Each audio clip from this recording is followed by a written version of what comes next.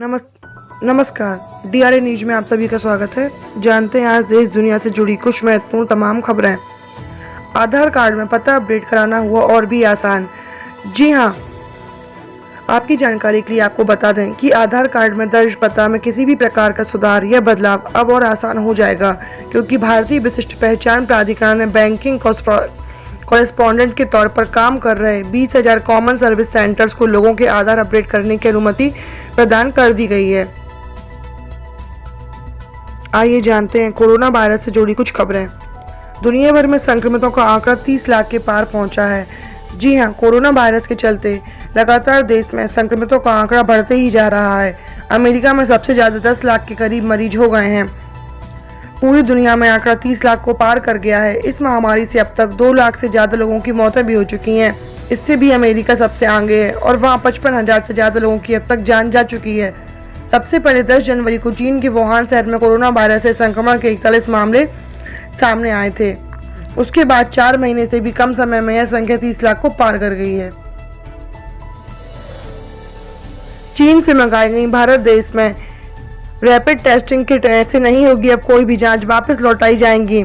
चीनी rapid test kit में खामी पाए जाने के बाद आईसीएमआर ने इसे कोरोना संक्रमित की जांच पर रोक लगा दी है। राज्यों से ये किट लौटाने को कहा है ताकि चीन की फर्मों को वापस कर दिया जाए।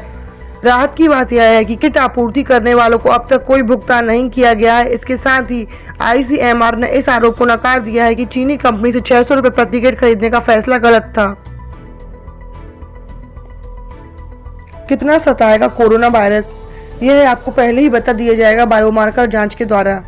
जी हां, कोरोना संक्रमित मरीज में गंभीरता कितनी अधिक होगी, इसका अंदाजा काफी पहले लगाया जा सकता है। गंभीरता को खास कोशिकाओं की संख्या के आधार पर भांपा जा सकेगा। यह खास कोशिकाएं हैं न्यूट्रोफिल और लिम्फोसाइट। यह दोनों कोशिकाएं शरीर के इम्यून सिस्टम में अहम भूमिका निभाती हैं। विशेषज्ञों ने इस बायोमार्कर को NLR नाम दिया है। इस जांच के लिए खर्च 40 से 50 रुपए है। सामान्य पैथोलॉजी में यह जांच आसानी से हो सकती हैं। अगली खबर मध्य प्रदेश से निकलकर सामने आ रही है। मध्य प्रदेश में सार्वजनिक स्थानों पर थूकने पर लगेगा 1,000 रुपए का जुर्माना। कोरोना संक्रमित मरीजों की संख्या बढ़ती हुई देखते हुए मध्य प्रदेश में सार्वजनिक स्थानों पर थूकने वालों पर 1,000 रुपए पे जुर्माना लगाने का निर्णय लिया गया है। भोपाल समेत पूरे प्रदेश में यह आदेश तत्काल प्रभाव से लागू हो चुका है। जुर्माना लगाने का अधिकार नगर निगम, नगर पालिका व नगर परिषद के अधिकारियों को होगा। प्रधानमंत्री नरेंद्र मोदी का लॉकडाउन के चलते बड़ा फैसला। जी हां, अगले सप्ताह से कोरोना मुक्त जिलों में खत्म हो सकता है लॉकडाउन के चरणबद्ध तरीके से खुलने की तैयारी तो होने ही लगी है, लेकिन सब कुछ ठीक तो हो रहा है। इससे आधे से ज्यादा देश संभवतः प्रतिबंध में ही रहेगा। प्रधानमंत्री नरेंद्र मोदी से चर्चा में जहां अधिकतर राज्यों के मुख्यमंत्रियों ने भी कोरोना संक्रमण को देखते हुए लॉकडाउन बढ़ाने की बात कही है, वहीं प्रधानमंत्री ने कोरोना के साथ जंग की तैयारी दुरुस्त रखते हुए अर्थव्यवस्था का पहिए चलाने का संकेत भी दिया है और राज्यों को अपने यहाँ इनका फॉर्मूला तैयार करने को भी कहा है। तथा जिन जिन शहरों में एक भी कोरोना का संक्रमित मरीज नहीं पाया गया है, उनमें लॉकडाउन खोलने की तैयारी भी की जा रही है। अगली खबर बैंकिंग सेक्टर से है। मई में देश में 13 दिन बैंक रहेंगे बंद। कोरोना संकट के बीच छुट्टियों की ये लिस्ट देखकर ही जाएं अब आप बैंक। कोरोना वायरस की वजह से देश भर में लॉकडाउन लागू है। हालांकि लॉकडाउन के दौरान बैंक खुले हुए हैं और बैंकिंग से जुड़े कामकाज हो रहे हैं, लेकिन अगले महीने यानी मई 2020 में देश के अलग अलग हिस्सों में विभिन्न तरह की छुट्टियों के कारण बैंक कुल 13 दिन बंद रहेंगे। इन 13 दिनों में रविवार और दूसरे शनिवार की भी छुट्टी शामिल है।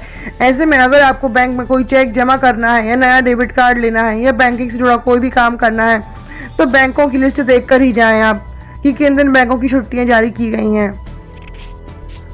अगली खबर की ओर बढ़ते हैं।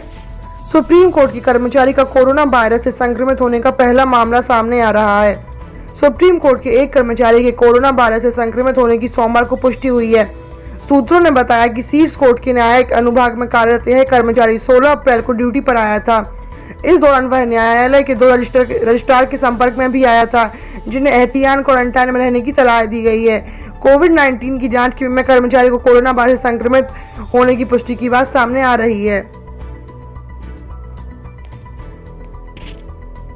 अगली खबर, कोरोना के खिलाफ लड़ाई में मदद के लिए आगे आ रहे हैं लोग। आप भी Amazon ऐप के जरिए दीजिए अपना योगदान। जी हां, कोरोना संकट की इस घड़ी की वजह से आज पूरा देश घरों में रहने के लिए मजबूर हो गया है। इस महामारी का असर जीवन और आजीविका पर बहुत ज्यादा पड़ा है। खासकर वो लोग इससे सबसे अधिक प्रभावित हुए हैं जो आर्थिक रूप से बहुत कमजोर हैं और खाने पीने की चीजें, मास्क व सैनिटाइजर जैसी जरूरी सामान खरीद पाने में असमर्थ है। यह नहीं, यह महामारी डॉक्टरों और नर्सों के जीवन पर भी असर डाल रही है, जो अपनी सेहत की परवाह किए बगैर पूरे वक्त कोरोना वायरस संक्रमित मरीजों का इलाज कर रहे हैं।